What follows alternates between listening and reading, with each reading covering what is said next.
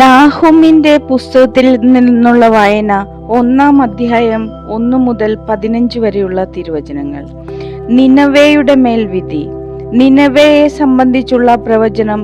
എൽക്കോഷനായ സാഹൂമിന്റെ ദർശന ഗ്രന്ഥം. കർത്താവ് അസഹിഷ്ണുവായ ദൈവവും പ്രതികാരം ചെയ്യുന്നവനുമാണ്.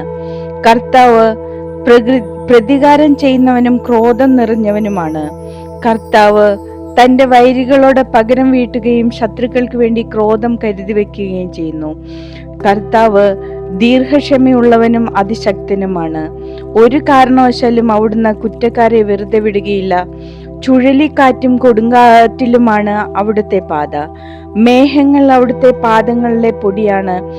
അവിടുന്ന് കടലിനെ ശാസിക്കുകയും വറ്റിച്ചു കളയുകയും ചെയ്യുന്നു. നദികളെ അവിടുന്ന് വരട്ടുന്നു. ബാഷാനും കാർമേലും ഉണങ്ങുകയും ലെബനോനിലെ പുഷ്പങ്ങൾ വാടുകയും ചെയ്യുന്നു. പർവ്വതങ്ങൾ അവിടുത്തെ മുൻപിൽ പ്രകമ്പനം കൊള്ളുന്നു. മലകൾ ഉരുകിപ്പോകുന്നു. ഭൂമിയും ലോകവും അതിലുള്ളതൊക്കെയും അവിടുത്തെ മുൻപിൽ ശൂന്യമായി തീരുന്നു. അവിടുത്തെ രോഷത്തിനു മുൻപിൽ നിലകൊള്ളാൻ ആർക്ക് കഴിയും? അവിടുത്തെ കോപാഗ്നി ആർക്ക് സഹിക്കാനാവും? അഗ്നി പോലെ അവിടുത്തെ ക്രോധം വർഷിക്കപ്പെടുന്നു. അവിടുന്ന് പാറകളെ ഉടച്ചു കളയുന്നു. കർത്താവ് നല്ലവനും കഷ്ടതയുടെ നാളിൽ അഭയദുർഗവുമാണ്. തന്നിൽ ആശ്രയിക്കുന്നവരെ അവിടുന്ന് അറിയുന്നു. എന്നാൽ കവിഞ്ഞൊഴുകുന്ന പ്രവാഹത്താൽ അവിടുന്ന് തന്റെ ശത്രുക്കളെ നിശേഷം നശിപ്പിക്കും.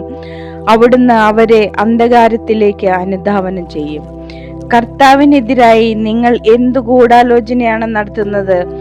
അവിടുന്ന് അത് നിശേഷം തകർക്കും. ശത്രുക്കളുടെ മേൽ രണ്ടാമതൊരു പ്രതികാരം അവിടുന്ന് ചെയ്യുകയില്ല.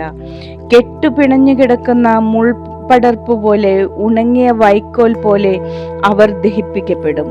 കർത്താവിനെതിരെ ഗൂഢാലോചന നടത്തുകയും ദ്രോഹം ഉപദേശിക്കുകയും ചെയ്ത ഒരുവൻ നിന്നിൽ നിന്ന് ഉത്ഭവിച്ചില്ലേ? കർത്താവ് അരുളി ചെയ്യുന്നു, അവരുടെ ശക്തിയും എണ്ണവും എത്ര അധികമായാലും അവർ വിച്ഛേദിക്കപ്പെട്ട് ഇല്ലാതാകും. എന്നാൽ ഞാൻ നിന്നെ പീഡിപ്പിച്ചെങ്കിലും മേലിൽ പീഡിപ്പിക്കുകയില്ല. അവന്റെ നുകം നിന്നിൽ നിന്ന് ഞാൻ ഒടിച്ചു കളയുകയും നിന്റെ ബന്ധനങ്ങളെ ഞാൻ ഛേദിക്കുകയും ചെയ്യും. കർത്താവ് നിന്നെപ്പറ്റി കൽപ്പിച്ചിരിക്കുന്നു, നിന്റെ നാമം മേലിൽ നിലനിൽക്കുകയില്ല. നിന്റെ ദേവന്മാരുടെ ആലയത്തിൽ നിന്ന് കൊത്തുവിഗ്രഹവും വാർപ്പ് വിഗ്രഹവും ഞാൻ വെട്ടിമാറ്റും. ഞാൻ നിനക്ക് ശവക്കുഴി ഉണ്ടാക്കും, എന്തെന്നാൽ നീ നിർഗൃഷ്ടനാണ്.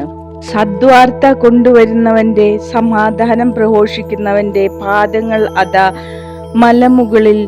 യൂദാ, നീ നിന്റെ ഉത്സവങ്ങൾ ആചരിക്കുകയും നേർച്ചകൾ നിറവേറ്റുകയും ചെയ്യും. എന്തെന്നാൽ ഇനി ഒരിക്കലും ദുഷ്ടൻ നിനക്കെതിരെ വരികയില്ല. അവൻ നിശേഷം നശിപ്പിക്കപ്പെട്ടിരിക്കുന്നു.